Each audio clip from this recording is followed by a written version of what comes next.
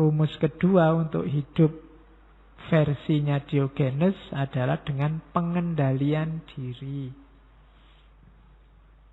Jadi mengendalikan diri dari kesenangan duniawi.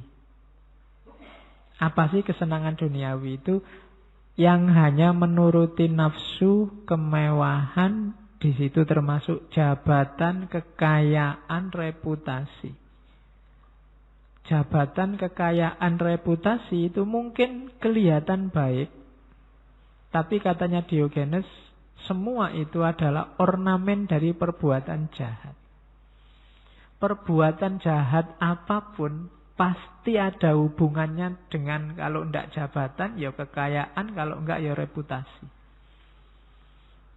Kamu boleh sebut kejahatan apapun. Jadi kesenangan duniawi, jabatan, kekayaan, reputasi. Di Jogja kemarin misalnya ada Klitih itu anak SMP ABG yang tidak jelas tiba-tiba baca orang terus lari. Setelah diinterogasi ternyata ya iseng aja untuk kepentingan gengnya biar dia levelnya naik di gengnya. Itu kan reputasi. Cah cilik sudah ngerti reputasi.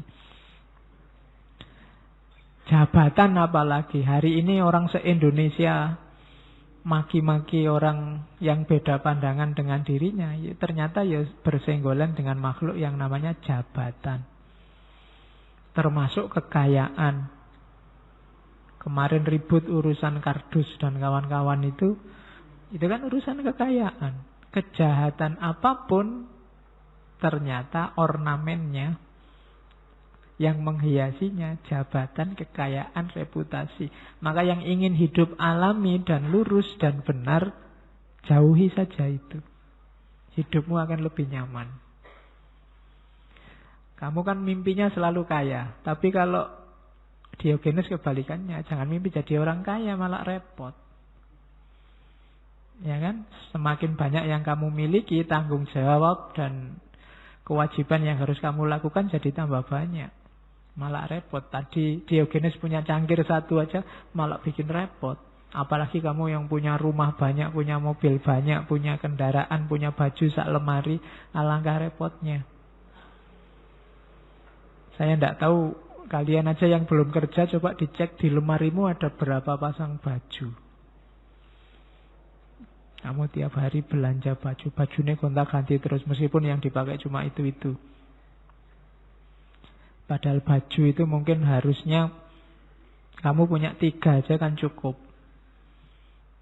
Yang satu dipakai, kemudian yang satu dicuci, yang satu ditaruh di lemari. Nanti setelah yang dipakai dicuci, yang dicuci ditaruh di lemari, yang ditaruh di lemari sekarang dipakai. Kan diputar gitu aja selesai. Cukup punya baju 3. Nanti ya kalau yang satu sudah jelek, robek-robek, beli aja satu. Cukup. Jadi kan sebenarnya kamu cuma butuh 3. Tapi kan punyanya sak lemari. Demi apa? Jabatan, kekayaan, reputasi. Nanti kalau teman-teman bilang, kamu kok bajunya gak pernah ganti, malu dong Pak saya. Kan bisa begitu. Ya biar kamu ndak malu, baju 3 itu cari warna dan modelnya yang sama. Nanti kalau ditanya, kamu kok nggak pernah ganti? Loh, 20 bajuku itu kayak gini semua. Jadi kelihatannya ndak ganti, tapi aku ganti ini. 20 bajuku persis karena aku suka yang kayak gini. Kan selesai. Gara-gara reputasi uangmu habis banyak. Kayak anak sekolah itu loh. Tiap tahun ajaran beli buku tebel-tebel banyak. Buku tulis berapa. Kayak kamu kuliah itu loh. Beli gaya nih. Wah ini tahun ajaran baru beli buku. Mending kelas tidak pernah nyatet. Kamu cuma fotokopi. Banyak yang mubadir. Kalau versi Diogenes nanti kamu kembali ke kamarmu, pulang ke rumah, coba dicek satu-satu, definisikan barangmu satu-satu, apa gunanya, apa pentingnya. Kalau ndak ada itu, kamu masih bisa hidup nyaman ndak? Kamu pilih aja. Keset, seandainya ndak ada keset ini, kira-kira aku hidup enak ndak? Apa pentingnya keset? Anduk. Apalagi di rumahmu ada apa saja, kompor. Apa pentingnya kompor di sini? Aku tiap hari ya beli, misalnya. Berapa persen aku butuh kompor ini? Coba tunjuk satu-satu. Yang tidak penting dijual. Buat apa di situ? Cuma nyempeki.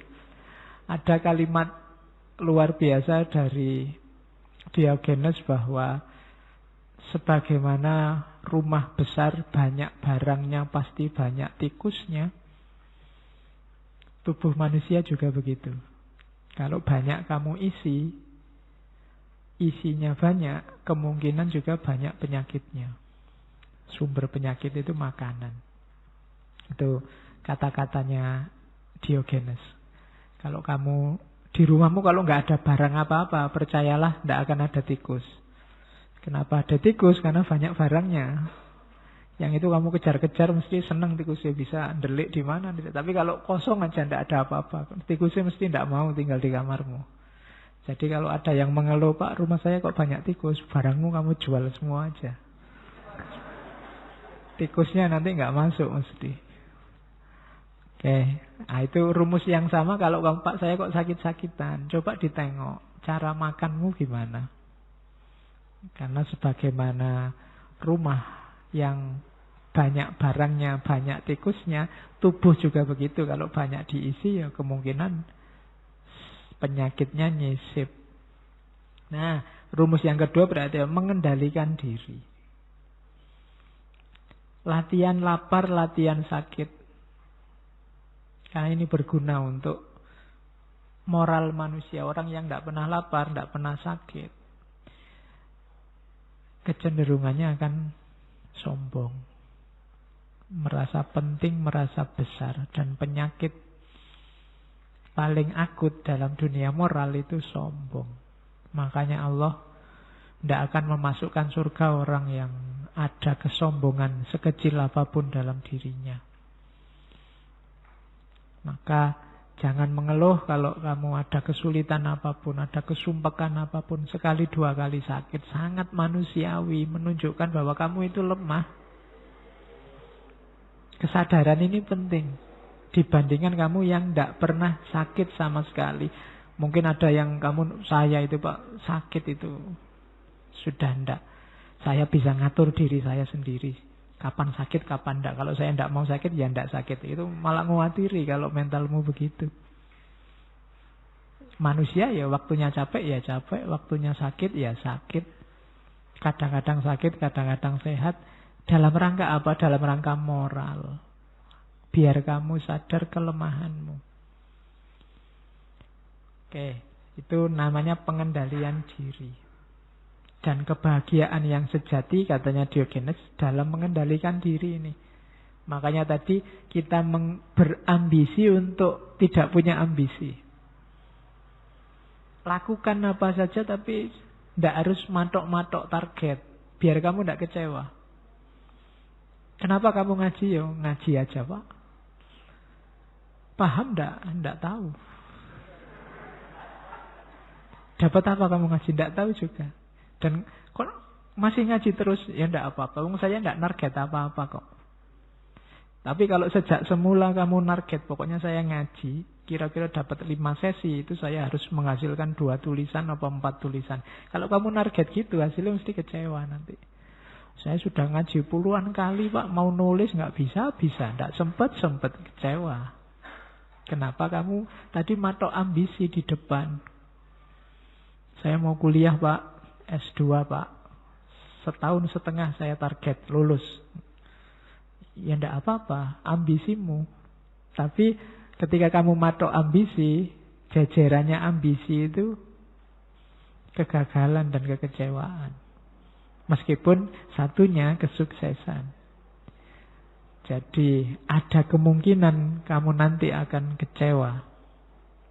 Biar tidak nyampe ke terminal yang namanya kecewa, tidak usah ambisius. Pokoknya kuliah ya kuliah yang benar, yang serius gitu aja. Pingin nulis ya nulis aja. Karena kalau direncana-rencana, dirancang-rancang biasanya tidak jalan. Terus kamu kecewa. Nah, jadi ini rumus bagus dari Diogenes.